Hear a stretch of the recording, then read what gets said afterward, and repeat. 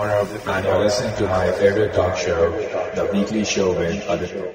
This is episode 161 on the 27th of January 2020. Will 2020 year be the Grand Slam year in Indian sports, from the Junior World Cup, which is already in progress, to the Women's 20 over World Cup, which is due to start in couple of weeks time, to the Olympics 2020, and culminating with the 20 over Men's World Cup, and in between there is obviously the Pro League Hockey Championship. Can India do a West Indies? West Indies won the Junior World Cup in 2016. They won the Men's 20 over World Cup as well as the Women's 20 over World Cup. Will the likes of Harmanpreet Kaur, Virat Kohli and the Junior World Cup team do something that has never happened before? Win all the three World Cricket Championships in the same year, especially as far as Indian cricket goes. Junior World Cup team is already in the quarter-finals. They had a 3-0 win ratio as far as the group stage was concerned, and their march towards the semi-finals and the finals looks positive, and as if India can win the Junior World Cup once again. But we do have a few surprises as far as the Junior World Cup team is concerned. As far as the preparation for the 20 over World Cup goes, India have established their dominance in the New Zealand tournament. So far, India has beaten New Zealand 2-0, and all the talk about the number 4 position for now seems to be locked. Even the all-rounders position has been locked by the likes of Shivam Dube, Jadeja and Washington Sundar, while Hardik Pandya, still recuperating from injury, will find it difficult to enter the team. But that's for a different day. For now, I want to talk about a comment by a former cricketer which in every sense was distasteful. Kapil Dev, a former captain, said that Rishabh Pant not being in the team is the fault of Rishabh Pant himself. Even if this is true, individuals like Kapil Dev are not supposed to discourage the future of the team. This is not the way to talk about a player who will be the future star for the next 10 to 15 years. He may not be part of the team right now, but it doesn't mean that he cannot come back and do the job. Rahul, performing a dual role as the opener and the keeper, has done the job to perfection. He has not only replaced Shikhar Dhawan in the 20 over World Cup, but his credentials as a keeper will allow the team management that when they choose the final team for the World Cup to have an extra batter or a bowler. And for me, it should be an all-rounder with Bhuvneshwar Kumar, Deepak Chahar, Hardik Pandya recovering from injuries, and once they are fit, it will be a dilemma for the Indian selectors as to who will be ousted from the team in order to accommodate these three individuals. For me, there is no need to oust anyone, instead include these three, and for that the ICC will have to tweak its rules and allow an 18-member team to go forward for the World Cup. Even if the International Cricket Board does not change its rules, the Indian Cricket Board should request for such a special category and say that we need at least 18 members from a team to go to Australia so that we have all the bases covered. The openers are locked, the number 3 position is locked, and the number 4 position is also locked, with Rahul, Rohit, Iyer and Kohli as the top 4 batters. As far as the batting position from number 5 to number 7 are concerned, we can have a musical chair between Shivam Dube, Jadeja and Hardik Pandya, along with Manish Pandey as the finisher. For now, let's focus on the India-New Zealand series. Neither India nor New Zealand should be depressed or elated after the results of the 20-over tournament till now. India came with all its plans. They had the backup, they had the bowling, and they had the strategy in place, while New Zealand were still harping on beating India at the 50-over World Cup semi-finals. It seems clear that India is the team which has moved on and New Zealand is still stuck in the past. But here is a word of caution. Never take such tournaments too seriously. Yes, they are good for your practice, good to establish the players in the team and give them the experience, but never take such tournaments as the precursor for the result of the World Championships. If such tournaments were the precursor of the results for the World Championship, then India should have won the 2016 World Cup, because the matches leading to the 2016 World Cup, India had performed up to perfection. Well, on the other hand, there is an exception. England had won all their matches leading up to the 2019 50-over World Cup. As far as the 20-over World Cup is concerned, for me, there are no favorites, at least as far as the men's World Cup goes. But when it comes to the women's World T20 Championship, England, New Zealand, Australia, West Indies are the four teams who have another chance at winning the 20-over World Championship, while India is looking for redemption in the women's T20 World Championship. And the Indian team is going to face Australia and England, former world champions, in a trial series to begin their journey towards winning their first ever World Championship. Remember, before the 2017 Women's 50-over World Cup, nobody took Indians women cricket seriously. We respected them, but we never talked about them in the same vein as PV Sindhu, Saina Nehwal, Deepa Karmakar and the others. And once the Indian women's team made it to the finals of the 50-over World Cup and fought till the last moment, this attitude changed. And with the Women's World Cup being held separately, a stand-alone World Cup might just be the right dose that women's cricket needs. But for now, let's move on to other sports. Another Grand Slam opportunity for Indian sports will be in the Olympics. And for this, it's not only the singles events, it's the team events that I'm looking forward to. While our performance always has been memorable in wrestling, shooting, athletics, badminton, but for me it is the hockey matches, the women's and the men's hockey matches which will be in focus. Indian hockey team has also begun the year 2020 on a positive note, as they are going to compete in the Pro Hockey League Championship. It may not have the same glamour and all the accolade around it as Olympics does.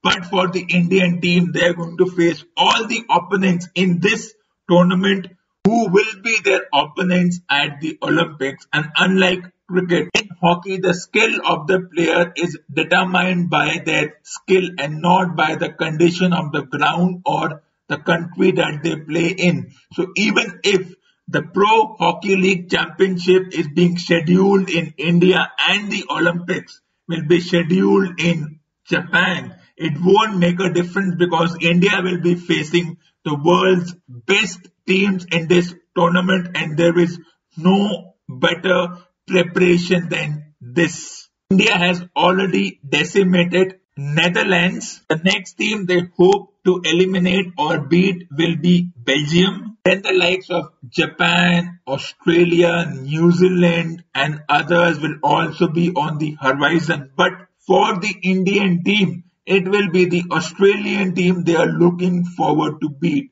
because the Australian team have always had the better of the Indian team in many tournaments. And since sports is all about mind games, if India get the better of teams like Belgium, Japan, New Zealand, Australia, then the chances at the Olympics and the confidence they will take from this tournament into Olympics, despite the varied nature of both the tournaments, it will be very, very good and a morale booster for the team. And that is why every tournament leading to the World Championships, that is the Olympics, the 20 over championships, the Junior 50 over championships, and the Men's Pro Hockey League will be a crucial aspect as far as the confidence of the respective team is concerned. And the coaches and the captains and the respective players of their respective sports will want to leave no stone unturned as far as achieving this Grand Slam moment is concerned. In the quarterfinals, India will be facing Australia for the Junior World Cup. And can this team emulate the performances of the previous teams? The World Cup winners in 2018, 2012, 2008 and 2000. It's ironical that we do not take the Junior World Cups seriously, be it hockey, be it football or be it cricket. Even if we are aware of the fact that the future stars are coming from such tournaments, we tend to take this tournament in the most cavalier manner. The likes of Virat Kohli, Yuvraj Singh, Mohammad Kaif, Prithvi Shaw, Shubman Gill. Who are these individuals? They are part of the World Cup winning teams. Today we are seeing Virat Kohli as the current star and the best batter as far as this sport is concerned. And then we are looking at Prithvi Shaw, Shubman Gill as the future stars, and yet we do not take these tournaments seriously. I was not impressed by the fact that even before the Junior World Cup started, the players were already being recruited by the respective domestic teams in the Indian T20 domestic competition. Why corrupt these players with a 20 over domestic competition even before the actual tournament has started, and why there is no fanfare around the performances of the Junior World Cup team when in the next 10 to 12 years the current crop of Junior World Cup teams, though let's be mindful of the fact that not all players from the Junior World Cup teams, be it hockey, cricket or football, make it to the senior teams. And not everybody is consistent like Yuvraj Singh, Rishabh Pant, Virat Kohli or Mohammad Kaif. Does anyone even know the name of Unmukh Chand despite being the captain of the 2012 World Cup winning team? He was not even given a chance to be a part of the senior team. There were a lot of questions around Unmukh Chand's temperament and other things which we put into focus which are unnecessary. For me, he should have been a part of the team the same way we gave respect to Yuvraj, Mohammad Kaif, Virat Kohli and the others. Virat Kohli is the only player from the 2008 World Cup winning junior team who has been there for the last 12 years. No other player, none of his teammates are even in the contention of making it to the senior team. They have either retired or are playing the unimportant tournaments like Ranji Trophy. Why is Ranji Trophy unimportant? Well, the way the Ranji Trophy is broadcasted on the networks, it shows the broadcaster and the network's attitude towards this tournament. Even the Indian Cricket Board doesn't host the Ranji Trophy matches in the big grounds. There is no glamour surrounding Ranji Trophy. Why not? Why can't we have the glamour surrounding the likes of Ranji Trophy, Vijay Hazare Trophy or the National Hockey Championships or the National Football Championships, the same way we have the glamour surrounding the private tournaments like the Indian T20 Domestic League or fondly call the IPL, the now defunct HIL, the Hockey India League, or the glamorized Indian Super League. Do we even know that there is a national badminton championship that takes place when the Pro Badminton League gets all the attention? And why do these tournaments get the attention? Because there are a few foreign players, because the glamour surrounding these tournaments is such that the networks are interested. But as far as these national championships go, be it football, be it hockey or any other, the treatment to such tournaments is like garbage, be it by the respective sporting bodies, the media, the broadcasters, the sponsors. And then ironically, on the other hand, when such tournaments like the PBL, the ISL or the IPL happen, then we call them glamorous. Talk about the condition of the national championships. Why can't the sporting bodies have the same attitude towards the national championships? Why can't it be glamorized? Why can't it be televised and given the same kind of weightage that we give to these semi-private tournaments? Why can't private bodies or investors invest in such tournaments? Such gaps do not augur well for the sporting nation. We may do well, but why do we need to have two separate tournaments? Why do we need to have a Santosh Trophy which is not even given any kind of respect? On the other hand, we have the highly publicized, the highly glamorized ISL. Instead of being rigid, why can't the sporting bodies just mix and match the two tournaments? Why can't the Santosh Trophy be accommodated with the ISL? Why can't the teams in the Santosh Trophy be given an opportunity to participate in the football tournament or the football league?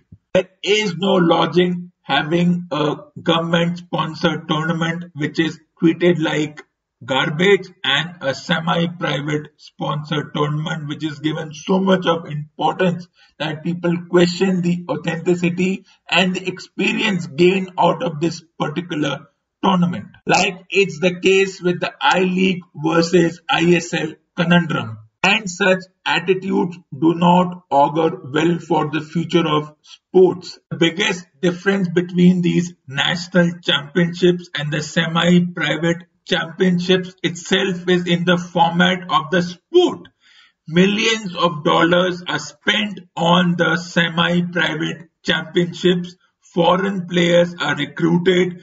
The tournament itself is publicized like it has never been done before. These semi-private championships are also broadcasted and televised on the private channels. To also add to the glamour by talking about this tournament again and again, campaigns and publicity and endorsements. These sponsors also involve the media in their campaigns, means the print media, the electronic media, the digital media. On these platforms, such semi-private championships are endorsed and there is a constant conversation about the tournaments, the players and what it entails for football. Compare it to the national tournaments like the National Badminton Championship, the Santosh Trophy or the National Hockey Championships. Nobody gives any kind of respect. The print, electronic and the digital media, they do not even give 10 seconds of reference to this. In the print media, these tournaments are given the last page, just a snippet. There is no mention about such tournaments in the electronic media except for the government-sponsored channel. No other private channel talks about it, and as far as the media and the digital media campaigns are concerned, they are nowhere to be found. And there is the playing conditions itself, the quality, the infrastructure of the grounds of the semi-private championships and the national championships is so glaring. The difference is so glaring. quality of the broadcaster. HD versus SD makes a big difference. High definition versus standard definition. The grounds as far as the semi-private championships are concerned are of good quality, while on the other hand, where the national championships happen, be it football, hockey or cricket or any other semi-government sponsored tournaments, the quality of the jersey worn by the players is a glaring example at the investment by the various sporting government bodies. The jerseys are faded. The grounds in which these matches happen are as if in a desolated, haunted house. The stands are empty and the only people who even make it to the ground could be the groundskeepers or the employees of that stadium or some wanderlust who just wander into the stadium just to see what is happening. There is no effort for any kind of publicity or any kind of infrastructural improvement by the body.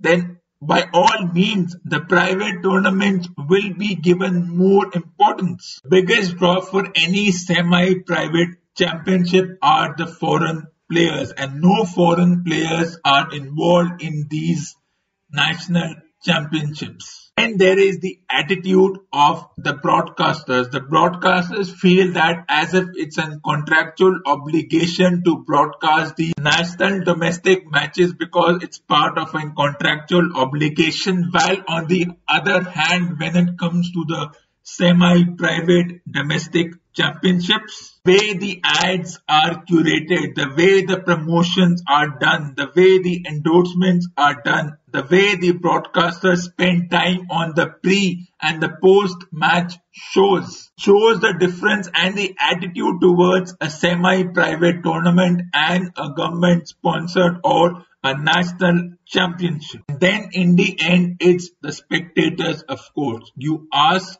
a lay person about the championships, and if they have seen enough of these tournaments, they will say that yes, it's ISL, it's the Indian T20 League, there's the PBL, the PKL, and if you ask this same individual about the Santosh Trophy or the National Badminton Championship, the expression on their face will say it all, as if they have no idea what you are mentioning. The only reason the Khelo India Games or the Mini Olympics of India were given any kind of importance was because of the endorsement by the individuals whose word we take seriously, be it the PM, be it the sports minister. That is why such tournaments like Khelo India or the Mini Olympics of India got the attention it deserved. Otherwise, this Khelo India or the Mini Olympics India would have gone unnoticed. And this being the Olympics year, the Khelo India or the Mini Olympics tournament and the performances by the players in the different sporting events, be it athletics or track and field events or singles or the team events, it will be important as the players will be selected based on such performances. For example, if a PV Sindhu, Saina Nehwal and her contemporaries participate in the Khelo India Games the next time it takes place, or they participate in the National Badminton Championship, then only will this tournament get the attention. If PV Sindhu decides to skip this tournament, and either the print media, the electronic media or the digital media, neither of them will give this tournament any significance. It will be conducted quietly and without any fanfare. And that is why one needs to change our attitudes, and instead of having so many tournaments of the same sport, why not have one tournament where the government organizations, the private organizations need to have an equal participation in it, be it the sponsorship, the money involved, the endorsement and other factors. And unless such an attitude emerges, the Ranji Trophy, for example, will be just another sporting tournament in the calendar, and it will not get the kind of glamour that it deserves, which is given to the Indian T20 domestic championship. For this, we can start with the money that the players earn. If a player earns 10 crore for 40 days for the T20 domestic championship, then they should be given the same amount, and there should be a publicized, a televised auction or a selection as far as this tournament is concerned. Quality of the jerseys given to player should be at the same level. If it means involving private bodies in this tournament for different teams as far as the endorsement is concerned, then go for it. Forget the moral dilemma involved. Let the Ranji Trophy jerseys the players wear be of the same quality that they are wearing when the 20-over domestic tournament happens. Not only for Ranji Trophy, be it the Santosh Trophy or the National Badminton Championship, they should be treated at par with the PBL and ISL, not only by the players but by the direct and indirect stakeholders. And you're listening to my favorite talk show, The Weekly Showman. This ends episode number 161 on the 27th of January 2020. Stay tuned for the next episode.